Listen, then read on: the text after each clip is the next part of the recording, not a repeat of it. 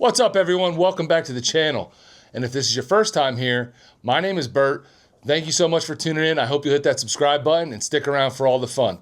So, today's video, I want to talk to you guys about the top 5 mods / upgrades that anybody with a new bike should do as soon as they possibly can for both comfort and performance reasons. Let's get into it.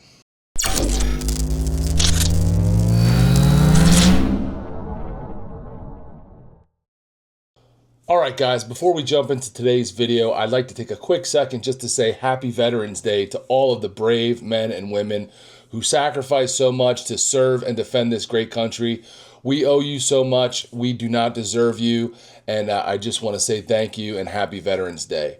Second, real fast, shameless plug. For those of you interested, Carolyn and I are launching our other channel, a travel / vacation / tourism RV channel tonight at 7 p.m. It's called Open Road Junkies, and I will put that link down below if you guys want to go check it out. Give us a sub, help us get started. We are launching that channel tonight. This is our premiere first video, so hope you guys come over and check us out and enjoy it and stick around. All right, let's get into today's topic. The Beard's top 5 mods / upgrades that anyone should do when they bring a new bike home, whether it's new or new to them.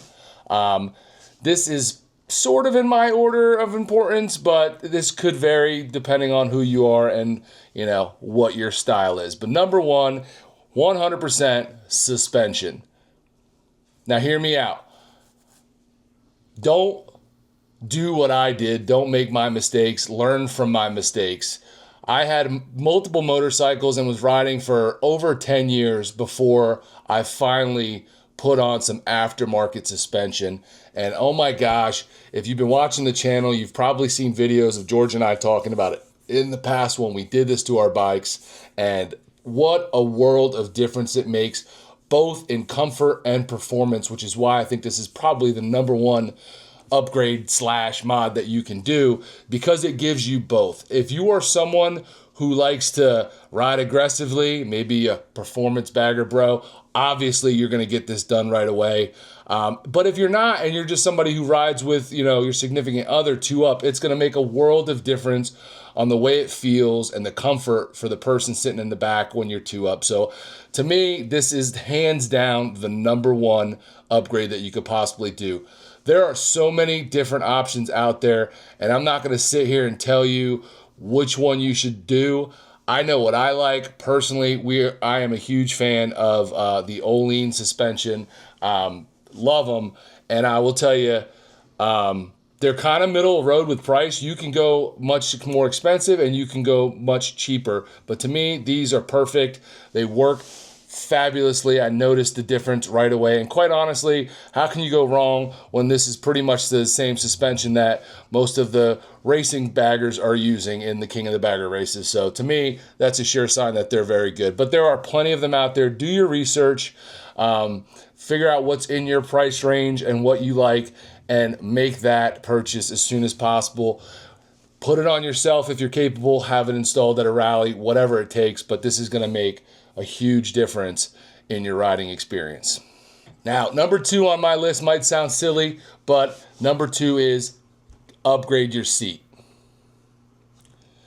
It's all about the comfort on this one. If you're someone who's, and again, this is very much a suggestion for people on cruisers and touring bikes. I'm not going to sit here and pretend to tell you at all what sport bike guys need. None of these upgrades might apply to them. I have no idea. Not a sport bike guy. So if that's your thing, you'd probably tell me to go fly a kite. But a seat, all about the comfort on this one. Almost all the Harley stock seats are garbage, and I would assume the other brands aren't that much better. Indian, Honda, whatever. Maybe they're okay, but I gotta assume they're not gonna compare to what you can find on the aftermarket scene. There are so many out there. Again, I'm not here to tell you which one to buy. I personally am running the Advan black seat because it gave me a little bit more comfort than a stock seat. However, it's built on the stock seat pan, so it has a similar feel and position to it with a little more comfort and a little more padding and gel in there. For me, it's the perfect blend of comfort and still giving you a decent look. I've tried some other ones. Some of the very popular brands that you guys know are out there. Didn't love them. So far, this one's been the best for me. I also own a Harley Tallboy, just for those rare moments when Carolyn decides to ride with me. Not normal because she usually rides her own, but every now and again, on a local ride or something where maybe she wants to have a couple or whatever and doesn't want to ride, she'll get on the back. I'll use the Tallboy.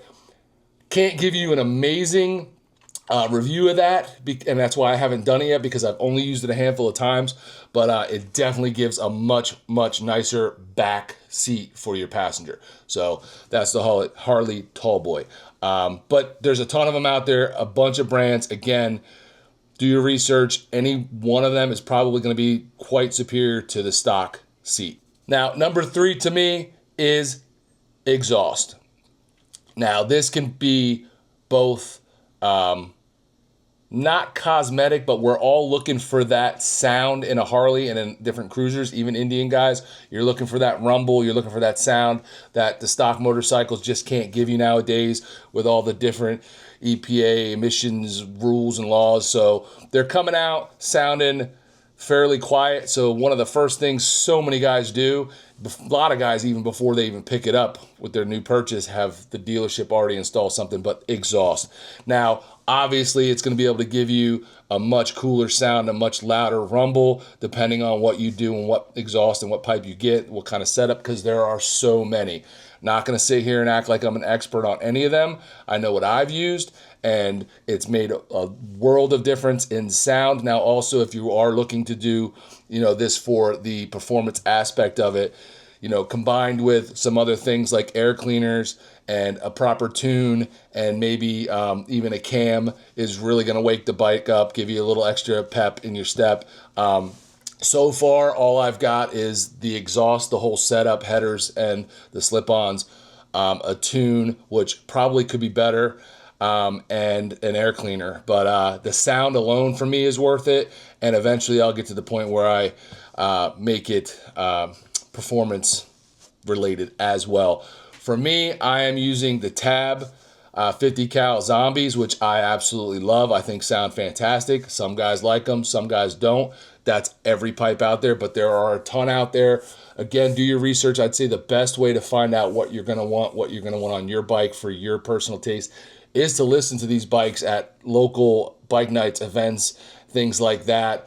Or if you're at a rally and one of those dealers is there, if they have it on a bike, that they can run it for you, because listening to it online is not really going to give you a true feel for how that sounds. So go get out there. If a buddy of yours has something, or some people, you see some at a bike night, ask them to run it for you, listen to it, figure out what kind of sound you're looking for, because they can be very different based on the different brands. So exhaust, definitely a big one.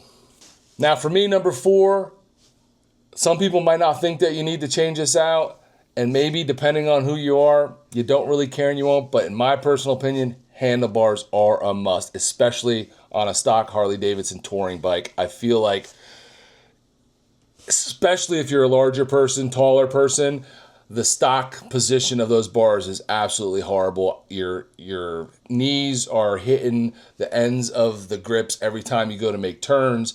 It's absolutely horrible. I couldn't ride those.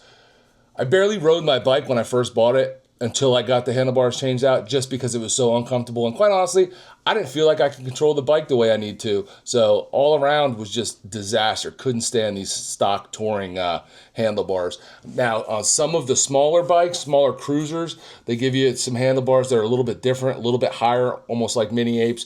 Those you might be okay with. But if you're rolling on a street glide or a road glide or a road king, and you're not a shorter person, these stock bars are going to suck. So I would highly recommend. Now, you can go to a bunch of different things. Some people go based on looks and comfort, which is what I did with apes. Now, if you're somebody who's into performance, the apes probably aren't going to help you handle the bike as well as you could with maybe some of these other types that the performance bagger guys are using, T-bars and such things like that. But any one of those is going to be better than the stock bars, those are just, golly, man. If you've seen our past videos, those things are brutal. They're ugly, and they just are uncomfortable for anybody that's not, I would say, a very short person. If you ride in stock and you like those, let me know down in the comments why you like the stock. I know that they're probably ergonomically designed for the ideal riding position, but you can't really say that because it's going to change. That position is going to change depending on the body type that's on the bike. So I say number 4, handlebars. Last but not least, number 5 to me, this is very much a kind of a comfort necessity, and that is some type of quality phone holder. Now I know plenty of you guys are going to say, you don't need a phone holder, put the phone away, you don't need it. Well, you know, I don't have an internal map in my head to get everywhere in the world I'm going. And honestly, I just don't trust or like using Harley's GPS system. So to me, a quality phone holder that's going to give you the access if you want to use the map. Even if you're doing Apple CarPlay or Android CarPlay, you still might want to use that phone for whatever reason, and just being able to have it there and see it. I don't, like I said, don't use the Harley map, but I like having it right there. And if I am stopped on the side or at a light and I need to, you know, hit a quick text message or something, it's right there handy to do. And preferably for me, it's got to be something that charges the phone as well as lets you see it, because if you're using GPS, it's going to drain your phone pretty fast. I'm personally using the Sierra 3D Cyber Charger, which I think is absolutely amazing. Is it the smallest, most sleekest looking charger? No, but is it absolutely going to protect your phone, keep it from going anywhere, not ever falling off? I've been using this thing for so many years now, and it's never even budged on there. Plus, it's automatically charging whenever it's hooked up, and I don't have to keep putting the charger into my phone. It goes into the charger itself. Once my phone back goes on there, boom, automatically charging. I love it. Swear by it. Sierra 3D, guys, check them out, and let them know Baggers and Brews sent you, because we definitely do work with them and love them, and we've been using their products since this channel started. So guys, that is the top 5 in my opinion. I know there's others, and this was this left off a lot of the performance stuff. This isn't really touching any of the motor and stuff like that, but to me, you don't really need to do that to enjoy your bike. But if you are going to get out there and ride long miles or put a lot of miles on there, these things are going to add both comfort and a little bit of performance for you.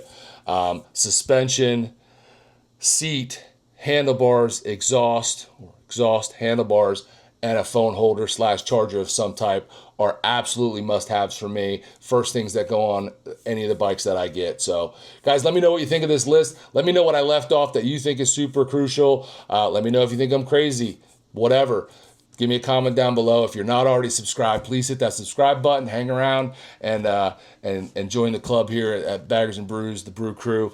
And you can get merch if you want. If you want to support the channel, we got it over at baggersandbrews.com. If not, no big deal. Enjoy the videos. And guys, we'll see you on the next one.